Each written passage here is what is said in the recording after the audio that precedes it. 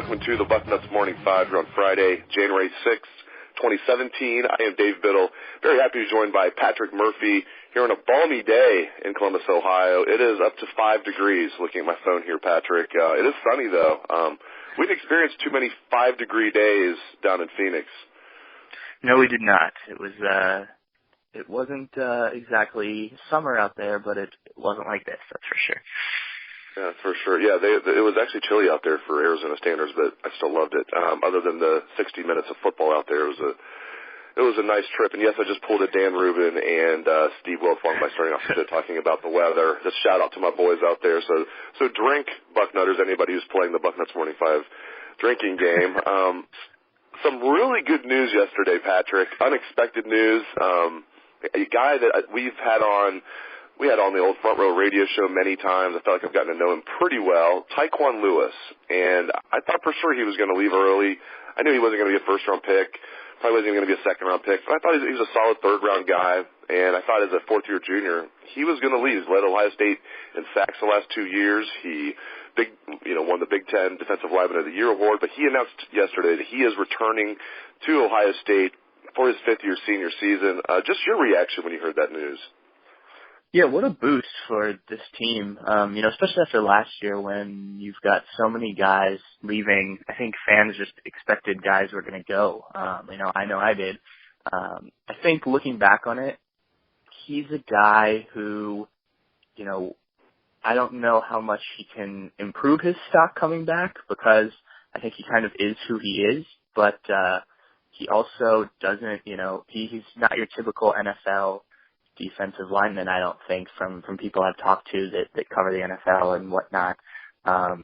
Athletically, he doesn't have the same kind of natural ability that a guy like Joey Bosa does or whatnot. So I think it came down to him, do I want to go and make the money now or, come back and see if maybe I can have another great year, maybe, make some national waves and see if, I can bump up a little bit and, he might be a guy that enjoys college quite a bit too. So these are guys that he likes playing with. Maybe the sour taste of that 31-0 defeat out in Arizona is still in his mouth and, he wants to wash that out with, another season and repeating maybe as the Big Ten Defensive Lineman of the Year or maybe even something more exciting than that. Yeah, and, certain guys have announced that they're coming back. And some of them, I don't think, any of us really thought were going to leave. But, there was a chance Chris Worley, I thought, might leave. I thought there was a small percentage. He said right after the game when I asked him, he's coming back. Jalen Holmes announced a couple of days ago he's coming back. Offensively, Billy Price is a guy a lot of people thought was going to go pro. He's coming back. J.T. Barrett, I don't know where he would have went, but he's coming back. So there's really only 2 more left to decide now that Tyquan Lewis has made his decision. Those being Marshon, Lattimore, and Curtis Samuel. Let's start with Marshon Lattimore. I thought it was a foregone conclusion he was going to leave. Read the tea leaves here. He's waiting around. He had some interesting things happen on his Instagram report or his Instagram account last night. What do you think is going to happen with Marshon Lattimore? Yeah, first I think we should all applaud Marshon Lattimore's Twitter game because if you haven't seen what he's done the last few days on there, he's had, as guys leave, he's posted some pretty funny things. So I recommend going to check that out if you haven't seen it. But, I, like you, thought that he was gone. He's a guy who we've talked about on various mediums about how he's probably a top 10, top 5 pick. Depending on what mock draft you look at. And when a guy's that high, you just assume, he's gone, especially a guy like Marshon has had hamstring injuries. You want to get the money, when it's there and you couldn't blame a guy like that. So, maybe he's really thinking this through. I did not see this video he did, this live video he did on Instagram last night. I was at the basketball game, but from what I've heard from people, it sounded like he said that he really wanted to graduate, but he would kind of make up his mind tonight and announce tomorrow, which would be today. So we'll see what happens there. Guys have certainly said before that they're going to set a time to announce and then not done it or whatnot. So it would surprise me quite a bit if he ends up coming back, but it's already surprised me that he hasn't announced it one way or the other because, as you mentioned, it seemed like a foregone conclusion that he'd be gone. And here we sit. A few guys have already announced the guys we expected, and he's still not technically gone. Depending on when people listen to this award-winning show today, we're not sure which awards, but he might have already announced. So this show could be outdated. This show could be outdated very quickly today. I also want to ask you about Curtis Samuel. This is, Alex Gleitman is relatively close to the situation, literally and figuratively, being in New York and having connections to Brooklyn, including at Erasmus Hall High School. He still talks to people there. So Alex is pretty close to the situation, and maybe pretty close is underestimating it. And Alex keeps hearing that Samuel is torn, and not just Samuel is torn, but that he is leaning toward coming back. And that's not news to anybody who's been following along on the Front Row message board. Alex has been saying that. I find this very intriguing. My gut still tells me he's going to leave, but I hope I'm wrong. I think it'd be great if he came back. What do you think is going to happen with Curtis Samuel? Yeah, I think it's similar to what we were talking about with Tyquan Lewis. He's not your typical NFL receiver or running back, really. I mean, we've seen more and more of these guys, the Darren Sproles, Theo Riddick type of players in the NFL who fill a role. But, I think Curtis would like to do more than that when he gets to the next level. But that's difficult. He doesn't have the size of your natural wide receiver. He's, not as fast or as big as some of the running backs, the Ezekiel Elliott's of the world. So, there's only so much he can do. But, coming back another year, maybe you get in the running for the Heisman a little bit more, with the potentially new look offense, so to speak. You look at a guy like Percy Harvin, who had a pretty good career, take out the migraine issues and things like that. If he can, Percy only stayed 3 years, but Percy was an athletic freak.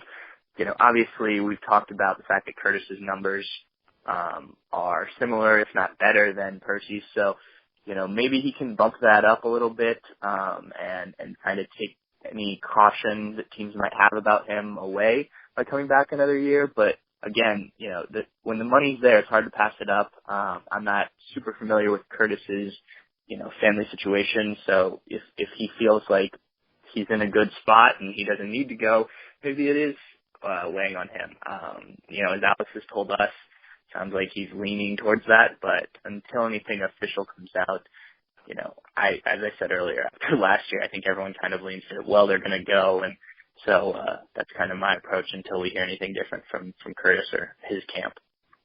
It does feel like the tide has turned this year, where like last year everybody went, except for Pat Elflein. Guys who weren't even drafted left early, It worked out for Tyvis Powell and Jalen Marshall because they weren't drafted. They made a roster. That's what it's all about. There are guys that are drafted late that don't make the roster, of course. So, but yeah, it feels like the tide has turned. Tyquan Lewis and even some of the lesser guys. It wouldn't surprise if you told me one of the guys, like I'm gonna call them lesser guys, but guys that I didn't really think were at the forefront of deciding whether or not to turn pro, like a Jalen Holmes, because he was a backup. He was a fantastic backup. He really wasn't on my radar to turn pro. Sam Hubbard, even though he's a starter.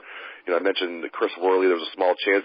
I thought maybe one of those guys, just playing the odds, would go. No, all of those guys came back, and now Tyquan Lewis, a guy I thought for sure would come back, or for sure would leave, is coming back. Billy Price, again, I thought would leave. He's coming back. So maybe Curtis Samuel is going to continue this trend of guys coming back. We can only hope. I want to move on to Kevin Wilson, Patrick. Go ahead. No, go finish your thought. Go ahead. Well, I just think that, last year, despite the fact that the team didn't make the playoffs, they did finish on a pretty good note with the win over Michigan, the win over Notre Dame. It was very convincing at the end of the season. I think those guys who'd already won a national title, despite the fact that they didn't go back-to-back like they expected, kind of felt like they'd finished what they started, so to speak. And a lot of these guys probably didn't. When you're Malik Hooker, it's hard to come back when you've got the draft the way it is out there. But I think some of these guys probably look at it a little different and see, I can come back. Maybe my draft grade isn't quite where I want it when we're talking Curtis Samuel, Tyquan Lewis, and, make things right after that debacle that was the Fiesta Bowl. And I want to move on and talk about Kevin Wilson. Everybody's wondering about this. A couple topics within the Kevin Wilson situation. First of all, let's start with, what is the holdup? People keep asking me that. I've been on radio shows talking about that. From what you're hearing and what you're reading, what is the holdup with no official announcement with Kevin Wilson yet? Yeah, I think there's a couple things. I know you talked yesterday on the radio about the higher ups at Ohio State just trying to get everything smoothed over. We heard that they want to make sure they do their due diligence, with the way he left Indiana. Make sure there's nothing that will come out after the fact that will look like they have egg on their face because they didn't check, which is smart on Ohio State's part. So there's that, and I think that all makes sense. I think everyone would understand that. But then, I also think, they've got to figure out what to do with the number of their assistant coaches. Are they getting rid of Ed Warner? We still haven't heard anything official in that capacity. If they aren't going to get rid of Ed Warner, then what are they going to do to create this spot for Kevin Wilson? I don't think they want to wait until the potential opening in April with the 10th assistant coach. So, there's a lot of kind of moving parts here to get this fit in. But from everything I'm hearing, from what it sounds like you're hearing, it sounds like he's going to be one of the next guys here, and run this offense. It's just a matter of when it will be officially done and when everything kind of falls into place there. It's so wonderful to see a plan actualized to perfection. We've been calling for, we even had debates, we literally had a debate about this, not you and me, but Steve Hellager and I, as you can, we were literally debating this as we were leaving the University of Phoenix Stadium, were we not, Steve and I? Yep. That happened. The Kevin Wilson situation. This is just something that's just been on my mind for the longest time, and it still hasn't come to fruition, but it is close. Hopefully, again, maybe by the time a lot of people listen to the show, it'll be official, but we will keep you updated on that. I also want to ask you, you brought this up to me, a good topic to talk about would be, what would Kevin Wilson bring to this offense? And there's a lot of things, but what do you think would be, one or two things that he's really going to be able to bring to this offense? Yeah, I think if we go back a ways to when Urban Meyer was initially hired at Ohio State, they're coming off the Jim Tressel, Luke Fickell era, and people expected diversity, and, you think about what Urban ran down in Florida and how that just stymied people, and defenses have changed. They figured out the spread a little bit, but you look at what Kevin Wilson did at Indiana, and think about the players that he was able to recruit there and what he accomplished. I know people have said that his offenses didn't always work against some of the best defenses. Well, they worked against Ohio State more often than not, and as we know, Ohio State's defense is pretty good. So I think that you'll see kind of that diversity come back. Kind of been lost. I think Kevin Wilson is a very creative guy, similar to what we saw under Tom Herman, what Urban ran previously. I think there needs to be new wrinkles in the offense. Kevin Wilson isn't a trick play guy, but he's also a guy who, knows when to kind of throw something in there from what I've seen from his days at Indiana, even looking back to Oklahoma and what they used to do. One of the biggest things that surprised me about the Clemson game was there wasn't anything different.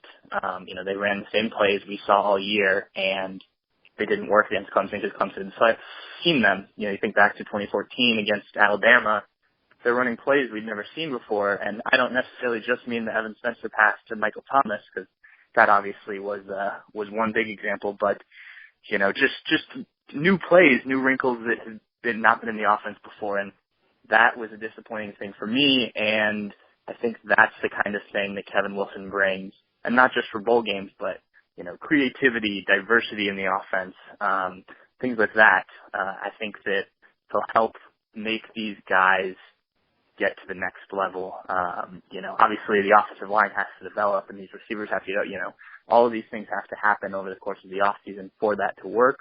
But I think that there'll be more creativity, maybe some new motivation by these coaches with kind of a new face, a guy with a lot of energy, a lot of fire. Tim Beck, from the times that we've seen him, he's a little more soft-spoken, maybe doesn't get on some of these coaches as much as, a guy you might think like Urban or Tom Herman did. So I think that's what you're going to get out of Kevin Wilson, and it, like I said, it might light a fire under this offense, and it could be a lot of fun in 2017. Let's finish the show with some basketball discussion. Ohio State lost to Purdue last night, 76-75. It was the home opener, Big Ten home opener at the Shot. Buckeyes now 0-2 in Big Ten play. They're 10-5 overall. but no quality wins really on their ledger yet. Kata Bates-Diop is out for the season with a stress fracture. This is not really about last night because losing to Purdue, who's ranked 20th, by 1 point in a game where the officials missed a shot clock violation that this turned out to be a pretty, kind of big 2 points there with Purdue winning by 1. So, but still, I mean, this team just can't get over the hump. We've seen it's just a general malaise around this program for now, going on 3 years. If it wasn't for D'Angelo Russell coming through a couple years ago, that would have been a disaster. But looks like they're going to miss the tournament again this year unless they can get this turned around. My question for you, do you feel like the end is near? I know we've talked about this before, but do you feel like the end is near? I mean, like, end of this season. Do you think the end is near for Thad Matta? Yeah, it's so hard to say because I think he's built so much goodwill at Ohio State. And I know people don't like to hear that because at a place like Ohio State, you expect to win and you don't want a coach to hang around that isn't getting the job done. And I think, I was talking to people, outside of the Ohio State media, there's a lot of respect for Thad Matta. I was talking to one of the Purdue writers last night who said, from what he understood, and I've heard this before, Trevor Thompson left, he was a transfer from Virginia Tech, and he left Virginia Tech with the intention of going to Purdue. And he had one conversation with Thad Matta, and Thad Matta convinced him to come to Ohio State. And, that recruiting is still there for Thad Matta, and maybe it hasn't worked with some of these bigger name guys, but, I think that the guy that once was, a top coach, top recruit, kind of blossoming as the next big thing is still there.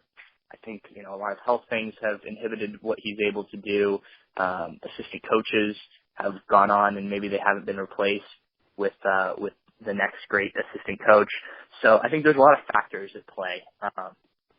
As for his future, I think I said it the last time we talked. I think, it's more on his health and what he wants to do. These losing seasons, well, I guess they're not technically losing seasons, but these difficult seasons weigh on him quite a bit. And, I think that he'll factor that in at the end of each year. I think he wanted to kind of fix what happened last year.